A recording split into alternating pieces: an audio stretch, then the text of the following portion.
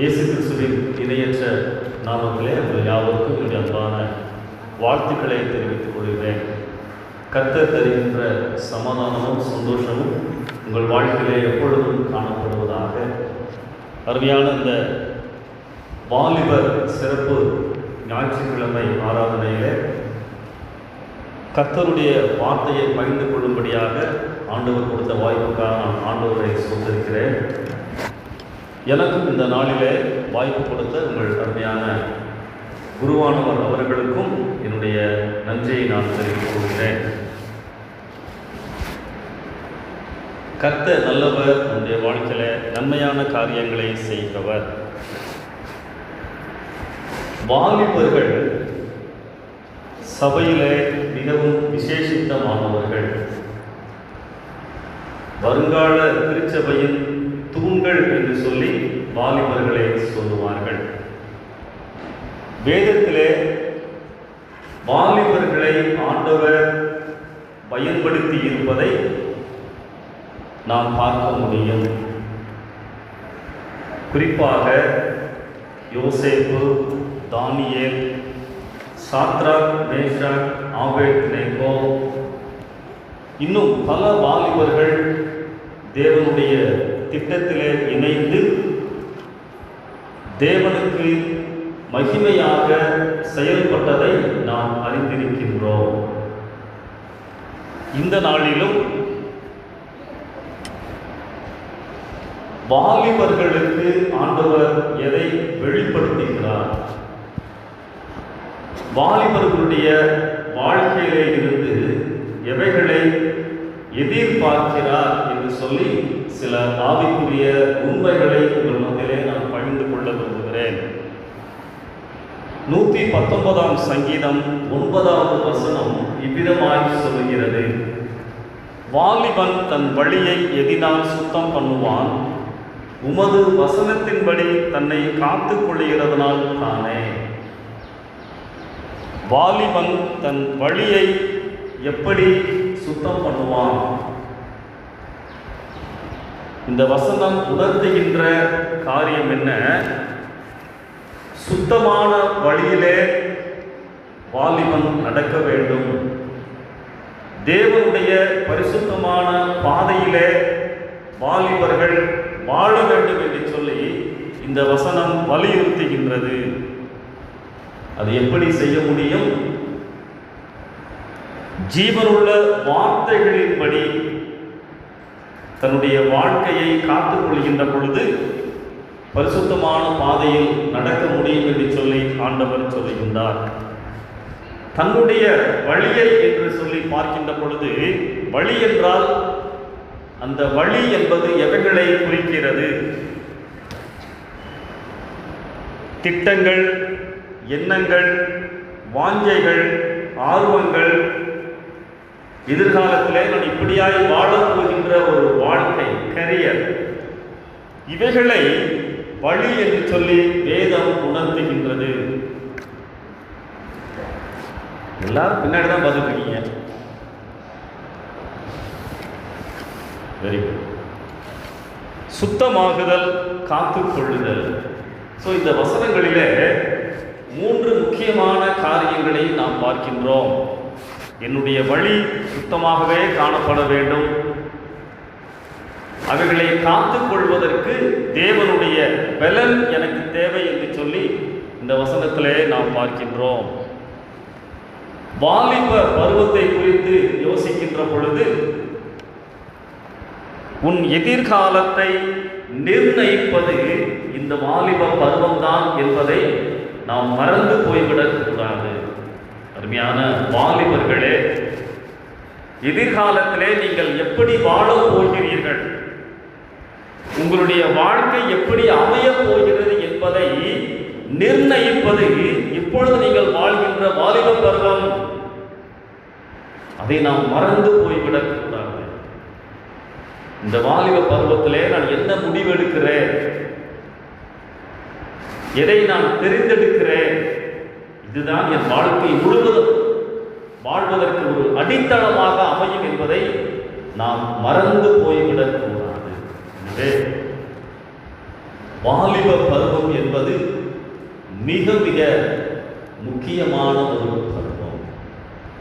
பல இடங்களிலே வேதத்திலே வாலிபர்களை குறித்து குறிப்புகள், ஆலோசனைகள், எச்சரிப்புகளை நாம் பார்க்க முடியும்.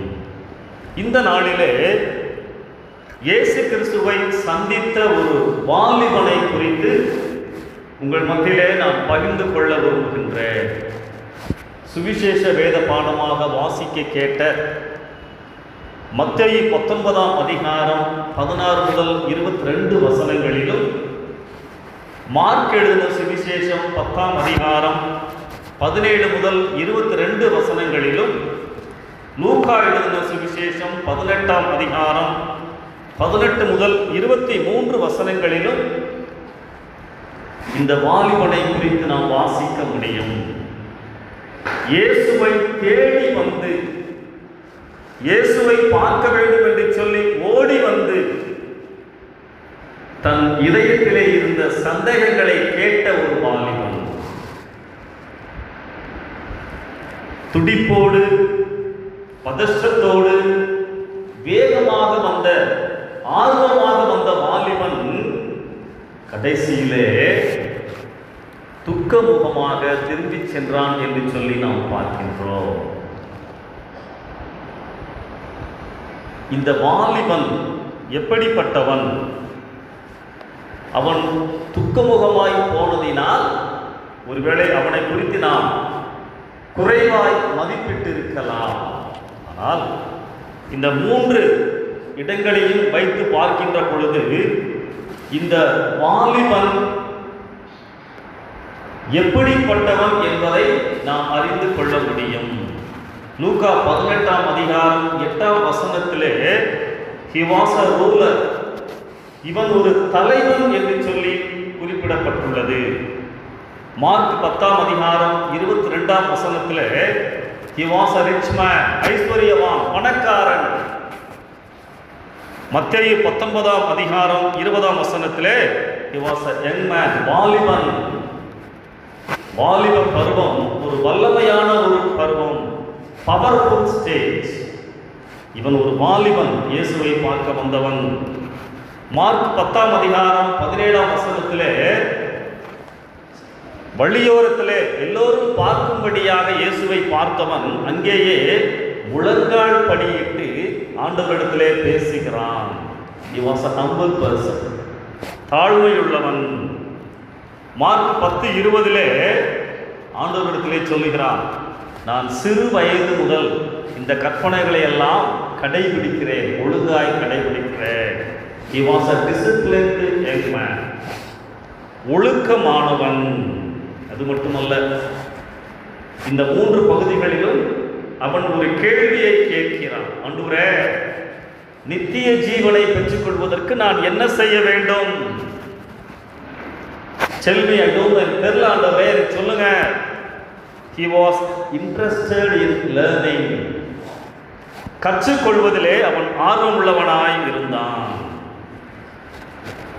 அது மட்டுமல்ல, இயேசுவை மார்க் 10:17 நல்ல போதகரே, மரியாதையாக அழைக்கிறான். He respected the elders, பெரியவர்களை இந்த வாலிபன் மதித்தான். அது மட்டுமல்ல, he was a wise man, ஞானம் உள்ளவன். மிகச்சிறந்த ஒரு கேள்வியை சரியான நபரிடத்திலே வந்து கேட்கின்ற அளவிற்கு அவன் ஞானம் உள்ளவனாய் இருந்தான். கடைசியிலே 9வது குறிப்பு என்ன? he had interested in his spiritual life, ஆவிக்குரிய வாழ்க்கையில் அக்கறை உள்ளவனாய் இருந்தான். மரணத்திற்கு பிறகு வரும் வாழ்க்கையை அறிந்து கொள்வதற்கு ஆவலாய் இருந்தான். Interest in spiritual life. எனவே இயேசுவை தேடி வந்த வாலிபன் he was not an ordinary person, இவன் ஒரு சாதாரண மனிதன் அல்ல. சமுதாயத்திலே உயர்ந்தவன், அந்தஸ்து உள்ளவன், பல காரியங்களை கற்ற ஞானம் உள்ளவன், ஒழுக்கமானவன், மரியாதை கொடுப்பதற்கு தெரிந்தவன். இப்படிப்பட்ட மனிதன் ஆண்டவரை சந்தித்த பொழுது இவ்வளவு நல்ல குணங்கள் இருந்தாலும் கூட அவனுடைய வாழ்க்கையிலே ஒரு குறை காணப்பட்டது. In spite of all those good things, he was not up to the mark. He failed in the sight of Jesus. அதான் முக்கியம். இவ்வளவு நல்லவனாய் நான் உங்களை அவனை காண்பித்தேன், ஆனாலும் கூட வேதம் என்ன சொல்லுகின்றது? இயேசு அவனை பார்த்து அவனிடத்திலே அன்பு கூர்ந்து அவனிடத்திலே ஒரு குறை இருப்பதை பார்த்து, கிறிஸ்துவுக்குள் அருமையானவர்களே, ஆண்டவர் ஒரு மனிதனை பார்ப்பதற்கும் இந்த சமுதாயம் மற்ற மனிதர்கள் ஒரு மனிதனை பார்ப்பதற்கும் வித்தியாசம் உண்டு. என்னுடைய செய்திக்குள்ளதாய் போவதற்கு முன்பதாக இந்த வாலிபன் கேட்ட கேள்வியிலே இருக்கின்ற நித்திய ஜீவன், அதை குறித்து நான் சில வார்த்தைகளை சொல்லிவிட்டு செய்திக்குள்ளதாக செல்ல விரும்புகிறேன். இவனுடைய கேள்வி என்ன? ஆண்டவரே, நித்திய ஜீவனை பெற்றுக்கொள்வதற்கு நான் என்ன செய்ய வேண்டும்? யூதர்கள் வாழ்ந்த நாட்களிலே நித்திய ஜீவன் என்று சொன்னால் லாஸ்டிங் ஃபார் எவர், முடிவில்லாத ஒரு வாழ்க்கை என்று நினைத்தார்கள். ஆண்டவரை போல வாழ்கின்ற வாழ்க்கை என்று நினைத்தார்கள். அமைதியான, வல்லமையான, பயமில்லாத, பரிசுத்தமான, அன்பான, மரணம் இல்லாத வாழ்க்கை என்று சொல்லி அவர்கள் நினைத்தார்கள். நித்திய ஜீவன் என்று சொன்னால் ஆண்டவரோடு வாழ்கின்ற ஒரு வாழ்க்கை, மரணத்திற்கு பிறகு ஆண்டவரோடு இணைந்து எப்பொழுதும் வாழ்கின்ற ஒரு வாழ்க்கை தான் நித்திய வாழ்க்கை. இப்படிப்பட்ட ஒரு வாழ்க்கையை குறித்து அதை பெற்றுக்கொள்ள வேண்டும் என்பதற்காக இந்த வாலிபன் இயேசுவினிடத்திலே வந்து, ஆண்டவரே, நித்திய ஜீவனை பெற்றுக்கொள்வதற்கு நான் என்ன செய்ய வேண்டும்? ஆண்டவர் சொல்லுகிறார், நியாயப்பிரமாணத்தில் இருக்கின்ற 5 கற்பனைகளை ஆண்டவர் அவனுக்கு நினைவுபடுத்துகிறார். கொலை செய்யாதிருப்பாயாக, களவு செய்யாதிருப்பாயாக, பொய் சாட்சி சொல்லாதிருப்பாயாக, வஞ்சனை செய்யாதிருப்பாயாக, உன் தகப்பனையும் உன் தாயையும் கனம் பண்ணுவாயாக, உன்னிடத்திலே நீ அன்பு கூறுவதைப் போல பிறரிடத்திலும் அன்பு கூறுவாயாக. இந்த 5 காரியங்களும் மனிதர்களோடு நாம் வைத்துக் கொள்கின்ற கடமைகளை ஆண்டவர் இங்கே குறிப்பிடுகின்றார். Deal with man. அவனுடைய கேள்வி என்ன? நித்திய ஜீவனை சுதந்திரிக்க நான் என்ன செய்ய வேண்டும்? அல்லது ஆண்டவரே, நான் ரட்சிக்கப்பட என்ன செய்ய வேண்டும்? இவ்வளவு சிறப்பான ஒரு மனிதனாக, வாலிபனாக இருந்தாலும் கூட இயேசு அவனிடம் சமரசம் செய்து கொள்ளவில்லை, அவனை பாராட்டவில்லை. நிறைய ஆவிக்குரிய பயிற்சிகள் அவருடைய வாழ்க்கையிலே காணப்பட்டிருந்தாலும் கூட இயேசுவின் பார்வையிலே அவன் குற்றமுள்ளவனாய் காணப்பட்டான். இந்த வாலிபனுடைய வாழ்க்கையிலே நாம் முதலாவது அறிந்து கொள்கின்ற குறிப்பு என்ன? பாரம்பரியம் என்னை ரட்சிக்கானது. இந்த அநேக கிறிஸ்தவருடைய வாழ்க்கையிலே பாரம்பரியம் உண்டு, பரிசுத்தம் இல்லை. வேத அறிவுகள் உண்டு, வேதத்தின்படியான வாழ்க்கை இல்லை. ஆலயத்துக்கு வருகிறேன், செபிக்கிறேன், ஆவிக்குரிய கடமைகளை செய்கிறேன், காணிக்கை கொடுக்கிறேன். ஆனால் ஆண்டவர் எதை பார்க்கிறார்? முழு மனதோடு உண்மையாய் ஈடுபடுகிறேனா? அந்த வாலிபனுடைய வாழ்க்கையில் ஆண்டவருக்கு திருப்தி இல்லை. அதைத்தான் இந்த பகுதி முதலாவது உணர்த்துகின்றது. நான் நினைத்திருக்கின்ற பக்தி கடமைகளோ ஆவிக்குரிய கடமைகளோ ஆண்டவரை திருப்திப்படுத்தவில்லை. அதைத்தான் இந்த சந்திப்பிலே ஆண்டவர் உணர்த்துகிறார். பாரம்பரியம் என்னை ரட்சிக்காது. அப்படி என்று சொன்னால் இங்கே ஆண்டவர் அந்த வாலிபனிடத்திலே உணர்த்துகின்ற காரியம் என்ன? அவரிடத்திலே ஒரு குறை உண்டு, அவரிடத்திலே ஒரு பாவ காரியம் உண்டு.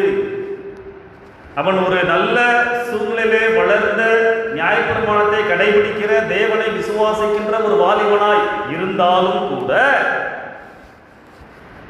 அவனுடைய வாழ்க்கையில் ஒரு பாவ காரியம் இருந்தது என்பதை ஆண்டவர் உணர்த்த விரும்புகிறார். ஏன் உணர்த்த விரும்புகின்றார்?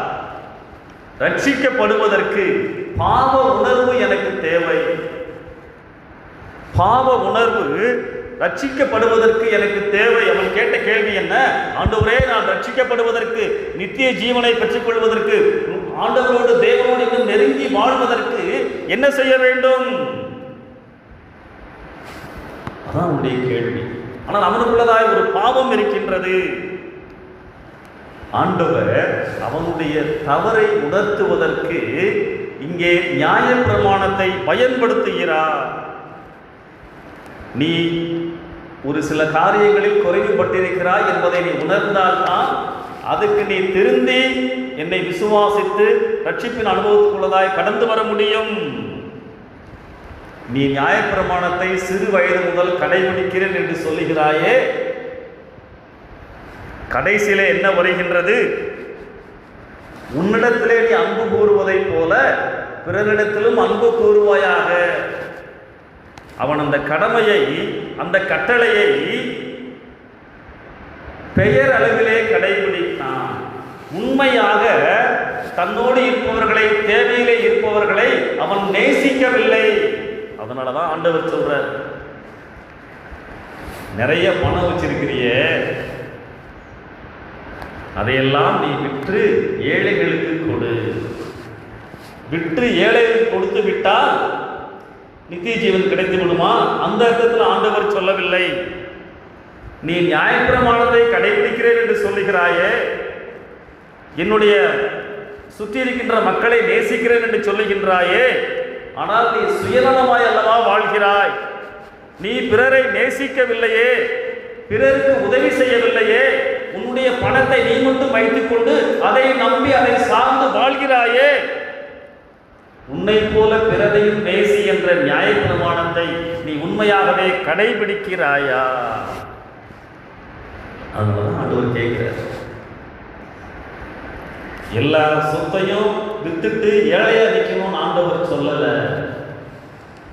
பிறரை நேசிப்பதிலே அந்த வாலிபன் குறைவுபட்டிருந்தான்.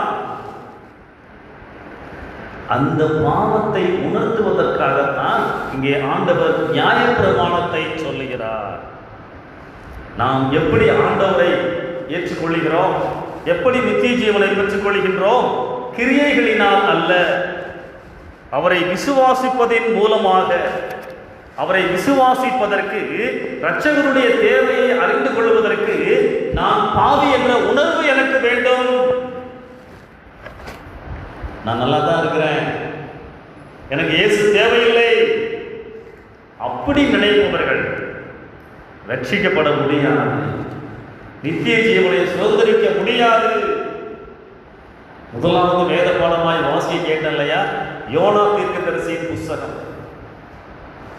ஆண்டவர் யோனாவிடத்திலே சொல்லுகிறார், 2ஆம் தரமும் போய் 3ஆம் அதிகாரத்திலே நினிவேக்கு விரோதமாய் பிரசங்கி, இன்னும் 40 நாட்களிலே நினிவே கவிழ்க்கப்பட்டு போகும்.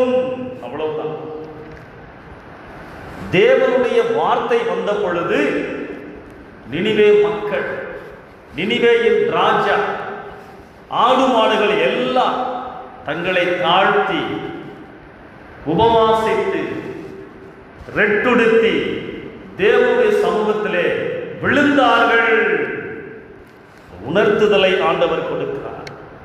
நீங்கள் எல்லாம் பொல்லாத வாழ்க்கை வாழ்கிறீர்கள், உங்களுடைய பாதை தவறு என்று உணர்ந்த பொழுது, ஐயோ இந்த தண்டனையிலிருந்து நாங்கள் தப்பிக்க வேண்டுமே என்று சொல்லி திரும்புகிறார்கள். அந்த 3ஆம் அதிகாரத்திலே நாம் பார்க்கிறோம்.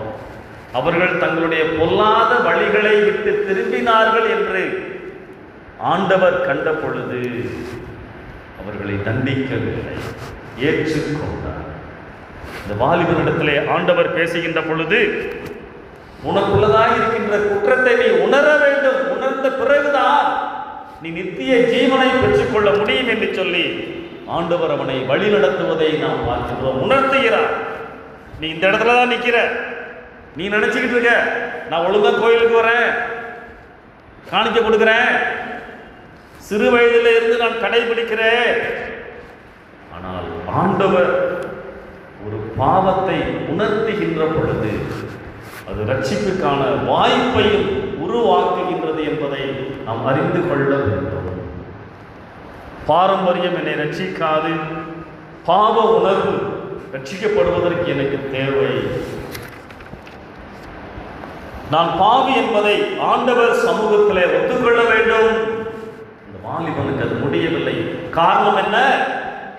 பணம் குறுக்கே நின்றது, ஒரு விக்கிரகம் குறுக்கே நின்றது. வாலிபனே, உனக்கு சத்தியம் தெரியும், இயேசு எனக்கா என்ன செய்தார் என்று சொல்லி தெரியும். ஆனால் நான் இயேசு கிட்ட வந்துட்டேனா இதெல்லாம் விட்டுணுமே. என்னுடைய வாலிப நாட்களிலே ஆண்டவரை நான் ஏற்றுக்கொள்வதற்கு முன்பதாக உணர்த்தப்பட்ட பொழுது சில பாவங்கள் தடையாயிருந்தன. இயேசுவை ஏற்றுக்கொண்டால், இயேசுவுக்கு கீழ்ப்படிந்தால் இந்த பாவத்தெல்லாம் விட்டுற வேண்டியது இருக்குமே. என்னால் முடியல, உலகத்திற்குள்ளதாய் மயங்கி கிடந்த ஆண்டவர் உணர்த்தினார், வாலிபனை உணர்த்துகிறார். ஆனால் அந்த வாலிபன் ஒத்துக்கொள்ளவில்லை, துக்கத்தோடே போய்விட்டான். இயேசுவை அந்த நாட்களிலே அநேகர் சந்தித்தார்கள், தேடி வந்தார்கள், சந்தோஷமாய் போனார்கள். ஆனால் இவன் மாத்திரம், ஆண்டவரே நீங்க சொல்றதை நான் கேட்க மாட்டேன், என் இஷ்டப்படி நான் வாழ்வேன் என்று சொல்லி துக்கமாய் சென்றான். இயேசுவினுடைய வார்த்தை வரும் பொழுது அதை ஏற்றுக்கொள்ள வேண்டும். எத்தனையோ தடவை இயேசு உன் வாழ்க்கையில உன்னோடு பேசியிருக்கலாம். இல்லை, நான் அந்த பாவத்தை விட மாட்டேன், அந்த தொடர்பை விட மாட்டேன், எனக்கு அதான் முக்கியம். இயேசு உணர்த்தும் பொழுதெல்லாம் நான் என்ன செய்கிறேன்? மூன்றாவது குறிப்பு என்ன? பாவத்தை விடாவிட்டால் ஆசீர்வாதம் இல்லை. ஆண்டவர் சுட்டி காண்பிக்கின்ற பாவத்தை விடாவிட்டால் ஆசீர்வாதங்கள் இல்லை. ஆவலோடு ஓடி வந்த வாலிபன் இப்படியாவது ஆண்டவர்கிட்ட பதிலை பெற்றுவிட வேண்டும், ஆனா அது எனக்கு சாதகமா இருக்கணும். அதான் தப்பு. நான் என்ன நினைக்கிறேனோ அது மாதிரி இயேசுவை கூட பேசணும். ஆண்டவர் அவனோடு சமரசம் செய்து கொள்ளவில்லை. பெரிய ஆளா இருக்கிறான், நிறைய பணம் வச்சிருக்கிறான், மதிப்புள்ளவனா இருக்கிறான், அவன்கிட்ட கொஞ்சம் அட்ஜஸ்ட் பண்ணி போவோமே அப்படின்னு சொல்லி ஆண்டவர் பேசவில்லை.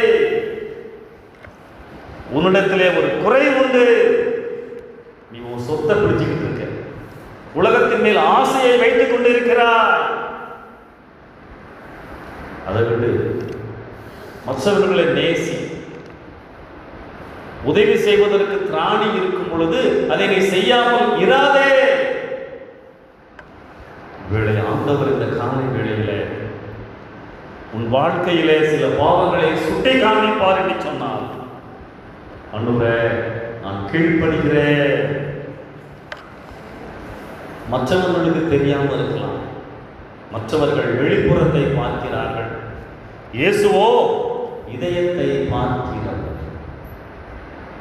நீ எந்த நிலைமையில எப்படிப்பட்ட நினைவுகளோடு அமர்ந்து இருக்கிறாய் என்று சொல்லி இயேசுவுக்கு தெரியும். நீ ஏன் என்னிடத்திலே வரவில்லை, ஏன் எனக்கு கீழ்ப்படியவில்லை, ஏன் என்னிடத்திலே வந்து ஜெபிக்கவில்லை தெரியும். ஆண்டவர் உணர்த்துகின்றார். ரகசிய பாவங்கள் உண்டோ, ரகசிய தொடர்புகள் உண்டோ, உன் மொபைல் போன்ல நீ எதெல்லாம் வச்சிருக்க, இதையெல்லாம் பார்க்கிறார். யார்கிட்ட உனக்கு கால் வருது, யாரிடமெல்லாம் உனக்கு கால் வருது, நீ யாரிடமெல்லாம் பேசுகிறாய். பாவம் கொடுமையானது, உன்னை ஏமாற்றும். ஒரு வாலிபனிடத்திலே ஒரு மனிதர், தம்பி உன்னுடைய மொபைல் போனை கொடு என்று கேட்டான். அவன் என்ன செய்யணும் தெரியுமா? வேகமா ஃபார்வேர்ட் பண்ணிட்டு அந்த போனை அவரிடத்திலே கொடுத்தான். புரியும் நினைக்கிறேன். இன்னைக்கு உன்னுடைய போனை உன்னுடைய பெற்றோர்களிடத்திலோ அல்லது மற்றவர்களிடத்திலோ தைரியமாய் அப்படியே திறந்து கொடுக்க முடியுமா? யோசிப்பாரு. பாவம் உன்னை அழித்துவிடும். உன்னிடத்திலே ஒரு குறை உண்டு. எவ்வளவு காரியங்கள் நீ ரகசியமாய் செய்கிறாய். பாவம் அழித்துவிடும். உலகம் உன்னை ஏமாற்றிவிடும். இந்த வாலிபன் உலகத்தை பிடித்துக் கொண்டு ஆண்டவரிடத்திலே வருகிறான். ஆண்டவரே தகுதிப்படுத்தும். ஆண்டவர் சுட்டி காண்பிக்கின்ற ஆண்டவர். இஸ்ரவேலின் முதலாவது ராஜா சவுல் ஆரம்பத்தில் நன்றாய்த்தான் இருந்தார். ஆனால் போக போக சவுலுடைய வாழ்க்கையில் பாவங்கள் வந்தது. தேவனுக்கு முதலிடம் கொடுக்கவில்லை, பொறுமை இல்லை. ஆண்டவர் எச்சரித்தார், கேட்கவில்லை, தாழ்த்தினார். கடைசி வரைக்கும் தாவீதுடைய வாழ்க்கையிலே, சவுலுடைய வாழ்க்கையிலே ஆசீர்வாதங்கள் இல்லை. தத்தளிப்பாய் இருந்தது, பயம் நிறைந்ததாய் இருந்தது. காரணம் என்ன? ஆண்டவர் உணர்த்தி இருந்தும் அவர் ஆண்டவரிடத்திலே திரும்பவில்லை. வாலிபனே, ஒருவேளை பாவம் பளபளப்பாய் இருக்கும், கவர்ச்சிகரமாய் இருக்கும். கடைசியில உன்னை அது வீழ்த்தி விடும். தாவீது ஆண்டவரோடு நெருக்கமாய் இருந்தவர் தான். ஆனால் ஒரு தடவை அவர் பாவம் செய்த பொழுது ஆண்டவர் நாத்தான் மேல் மூலமாய் உணர்த்தினார். ராஜா நினைச்சிருந்தா என்ன வேணாலும் செஞ்சிருக்கலாம் இல்லையா? தன்னுடைய பாவத்தை ஆண்டவர் சுட்டி காண்பித்த பொழுது விழுந்தார், தன்னை தாழ்த்தினார். ஆண்டவரே என்னை மன்னியும், அந்த ரட்சணியத்தின் சந்தோஷத்தை திரும்பவும் எனக்கு தாரும் ஆண்டவரே. ஆண்டவர் உணர்த்துகின்ற ஆண்டவர். தாவீதினுடைய வாழ்க்கை அதற்கு பிறகு அமைதியுள்ளதாக, ஆசீர்வாதமாக, வெற்றிகரமான ஒரு வாழ்க்கையாக இருந்தது. பாவத்தை விடாவிட்டார். ஆண்டவருடைய பிரசன்னை இல்லை, ஆசீர்வாதம் இல்லை. இந்த வாலிபனை இயேசு சந்தித்த பகுதியில் நான் 3 காரியங்களை சொன்னேன். பாரம்பரியம் என்னை ரட்சிக்காது. பாவ உணர்வு ரட்சிக்கப்படுவதற்கு எனக்கு தேவை. பாவத்தை விடாவிட்டான், ஆசீர்வாதம் இல்லை. இந்த வாலிபன் he approached the right person. சரியான நபரிடத்திலே அவன் வந்தான். he asked the right question. மிக சிறந்த கேள்வியை அவன் கேட்டான். he got the very right answer. மிக சரியான பதிலை அவன் பெற்றான். ஆனால் he took the wrong decision. தவறான முடிவை அவன் எடுத்தான். கிறிஸ்துவுக்குள் அருமையானவர்களே, அந்த வாலிபனிடத்திலே ஆண்டவர் உணர்த்தின காரியம் இதுதான். உலகமா இயேசுவா? உலகமா இயேசுவா? நான் எதை தெரிந்து கொள்ளுவேன்? தெரிந்தெடுப்பு என் கை. அந்த வாலிபன் ஆண்டவருடைய கேள்வியை உணர்ந்தும் கூட பெரும் செல்வனாய் இருந்தபடியா, அதை அவன் விரும்பி வாழ்ந்து கொண்டிருந்தபடியா, எனக்கு இதுதான் பெருசு, இயேசு எனக்கு தேவையில்லை என்று சொல்லி துக்கத்தோட சென்று விட்டான். அவன் விரும்புகின்ற பதில் கிடைக்கல. சில சமயங்கள்ல நம்ம நினைச்ச மாதிரிதான் ஆண்டவர் பதில் கொடுக்கணும்னு நினைக்கிறோம் இல்லையா? தவறு. ஆண்டவர் தவறு செய்யாதவர், என் எதிர்காலத்தையும் சேர்த்து பார்க்கிறவர். இப்போ உனக்கு நல்லா தெரியுது, எதிர்காலத்தில் உன் வாழ்க்கையை பாழாக்கும். நான் எதை தெரிந்து கொள்ள போகிறேன்? என்னுடைய பாவம் நிறைந்த வாழ்க்கையா, இயேசுவா? ஜெர்மன் நாட்டிலே பெரிபர்க் என்ற ஒரு பெரிய நகரம் உண்டு. அந்த நகரத்திலே ஒரு புகழ்பெற்ற தேவாலயத்திலே ஒரு பிரம்மாண்டமான ஆர்கன் உண்டு. மிகவும் பிரம்மாண்டமாக இருக்கும். அந்த பெரிய ஆர்கனை ஒரு மனிதர் தான் தொடர்ந்து வாசிப்பார். அந்த சபையினுடைய உறுப்பினர் நீண்ட நாட்களாய் அதை அவர் வாசிப்பார், நன்றாய் வாசிப்பார். அவருக்கு மட்டும்தான் அந்த ஆர்கனை வாசிப்பதற்கு அனுமதி உண்டு. ஒரு ஞாயிற்றுக்கிழமை ஆராதனைக்கு வெளியூரிலிருந்து ஒரு நபர் வந்திருந்தார். அந்த நபர் அந்த ஆர்கனை பார்த்தார். இந்த ஆர்கனிலே வாசிக்க வேண்டும் என்று சொல்லி, எனக்கு வாசிக்க தெரியும், எனக்கு வாசிக்க பெர்மிஷன் கொடுங்கன்னு சொல்லி கேட்டார். அனுமதி யாருமே கொடுக்கல. எப்படியோ கெஞ்சி வாங்கிட்டார். வாங்கி வாசிக்க ஆரம்பித்த பொழுது எல்லோரும் மெய் மறந்து போனார்கள். அவ்வளவு அருமையான இசை அந்த ஆர்கனிலிருந்து வந்துச்சு. தினமும் வாசிக்கின்ற அந்த பெரியவர் அவர் பக்கத்தில் போனார். ஐயா, நீங்க யார்? உங்க பேர் என்னையா? சொன்னாரு, என் பெயர் ஃபெலிக்ஸ் மெண்டல்சன்.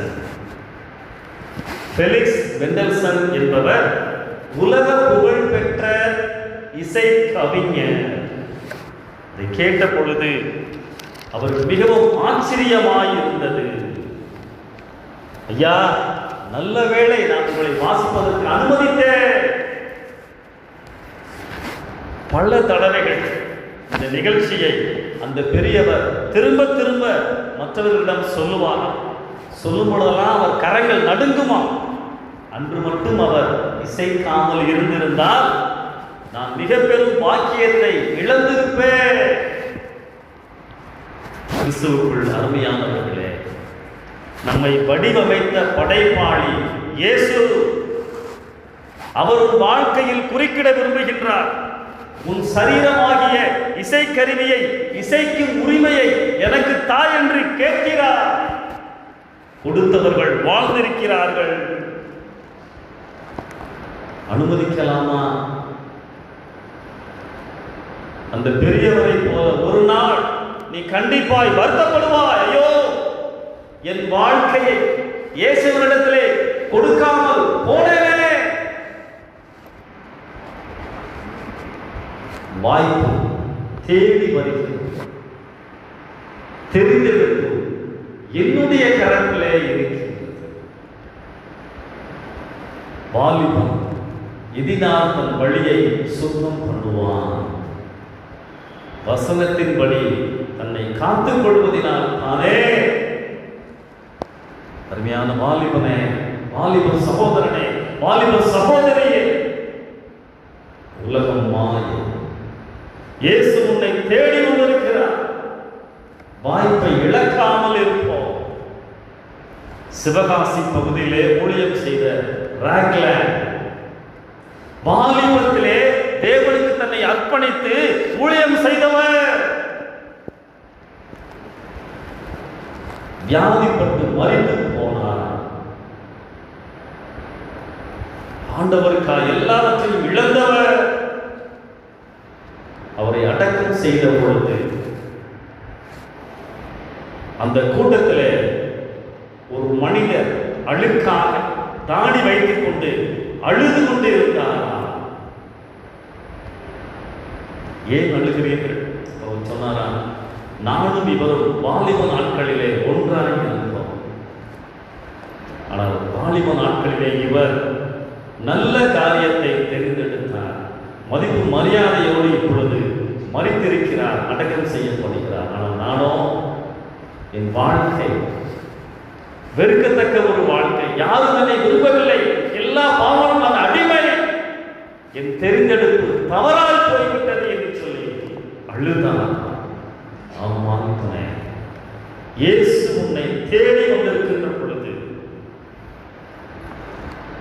வாழ்க்கையை நாம் அர்ப்பணிக்க வேண்டும். எப்பொழுதெல்லாம் நீ வேதத்தை திறக்கிறாயோ, எப்பொழுதெல்லாம் தேவனுடைய சமூகத்திலே வருகிறாயோ, இயேசு உன்னை ரட்சிக்க விரும்புகிறார். இயேசு உன்னை ஆசீர்வதிக்க விரும்புகிறார். இயேசு அந்த வாலிபனை பார்த்து அன்பு கூர்ந்து, நீ எந்த நிலைமையிலே இருந்தாலும் இயேசு உன்னை நேசிக்கிறவர். உலகமா இயேசுவா? அந்த மனிதன் வாலிபன் துக்கத்தோடே நீங்க வாழ்க்கையில துக்கத்தோட போகிறியா, சந்தோஷமாய் போக போகிறாயா? தெரிந்தெடுப்பு உன்னுடைய கரத்திலே இருக்கிறது. வாலிபன் இதனாலே தன் வழியை சுத்தம் பண்ணுவான். வேற வழியே இல்லை. வசனத்தின்படி தன்னை காத்துக் கொள்வதனால் மாத்திரமே சுட்டி காண்பிக்கின்ற பாவத்தை விட்டால் ஆசீர்வாதம். நேரம் முடிஞ்சிருச்சு. எத்தனை பேர் நம்முடைய வாழ்க்கையை இயேசுவுக்கு அர்ப்பணித்திருக்கிறோம்? இயேசு சுட்டி காண்பிக்கின்ற பாவத்தை விட்டிருக்கிறோம். நித்திய ஜீவன், ரட்சிப்பின் அனுபவம் எனக்கு உண்டு என்று சொல்லி எத்தனை பேர் நிச்சயமாய் சொல்ல முடியும்? வாலிபம் முக்கியமானது. உன் எதிர்காலத்தை நிர்ணயிப்பது இந்த வாலிப பருவம். மறந்து விடாதே. நீ வாழ்ந்து சுகித்திருப்பதற்கு, உன் வாழ்க்கை ஆசீர்வாதமாய் இருப்பதற்கு, உன் குடும்பத்திற்கு, இந்த திருச்சபைக்கு நீ ஆசீர்வாதமாய் இருப்பதற்கு இந்த பருவம் முக்கியமானது. இயேசு உன்னை தொடுகிறார். ஆண்டவரே, அந்த தெய்வீக தொடுதல் எனக்கு வேண்டாம். இந்த உலகை என்னை ஏமாத்திரும். நான் வைத்திருக்கின்ற ரகசிய பாவங்கள், ரகசிய தொடர்புகள் என்னை அழித்துவிடும். இயேசு உன்னை தொட விரும்புகிறார். ஒரு ஏற்றுக்கொள்ளுவோமா? ஒரு சின்ன பிள்ளை இருந்தா, நான் முடித்து முடிகிறேன். அந்த வீட்டில் அவன் இருந்த பொழுது பக்கத்து வீட்டில் புதுசா ஒரு ஃபேமிலி குடி வந்தார்கள். 2 பேர் தான் இருந்தாங்க. யங் கப்பல் குடி வந்தாங்க. இந்த பிள்ளை அவங்க வீட்டுக்கு போவா, அவங்களோட பேசுவா, பழகுவா, விளையாடுவா, சந்தோஷமா இருப்பா. அடிக்கடி போவான். ஒரு நாள் அவங்க 2 பேர் இருந்த பொழுது ஒரு கேள்வி கேட்டாங்க. என்ன கேள்வி தெரியுமா? உங்க வீட்டு வாசல்ல ஒருத்தர் இருந்து கதவை தட்டிக்கிட்டே இருக்கிறாரு, எப்ப நீங்க அவர் கதவை திறப்பீங்க? புரியல. என்ன சொல்ற? வாங்க. படத்தை காண்பித்தார். இயேசு கிறிஸ்துவினுடைய படத்தை அவர்கள் வாசலிலே மாட்டி இருந்தார்கள். இதோ வாசற்படியிலே இருந்து கதவை தட்டுகிறேன். வெளிப்படுத்தின விசேஷம் 3:20. ஒருவனின் சத்தத்தை கேட்டு கதவை திறந்தார். எப்ப திறப்பீங்க? எப்ப திறப்பீங்க? அவருடைய கேள்வி என் காதுல ஒலிக்குதா? இயேசு கேட்கிறார். ஒவ்வொரு ஞாயிற்றுக்கிழமையும், ஒவ்வொரு தடவையும் நான் உன் இதய கதவை தட்டுகிறேனே. தங்கச்சி, தம்பி, எப்ப திறப்ப? அந்த இதய கதவிற்கு தாழ்வா வெளியில் உள்ளதா இருக்கு. You have to open. நீ தான் திறக்க வேண்டும். இன்னைக்கு திறக்கலாமா? இயேசுவுக்கு வாழ்க்கையை ஒப்புக்கொடு. இந்த செய்தி வாலிபர்களுக்கு மட்டும் இல்லை, நித்திய ஜீவனை பெற்றுக் கொள்ளாதவர்களுக்கு இந்த செய்தி. நான் இயேசு சொன்ன மாதிரி கேட்க மாட்டேன், என் இஷ்டப்படிதான் வாழ்வேன் என்பவர்களுக்கு இந்த செய்தி. பாரம்பரியத்தை நம்புகிறவர்களுக்கு இந்த செய்தி. இயேசு சுட்டி காண்பிக்கிறார். ஒருவேளை அந்த வாலிபனுக்கு செல்வம் தடையாய் இருந்திருக்கலாம்.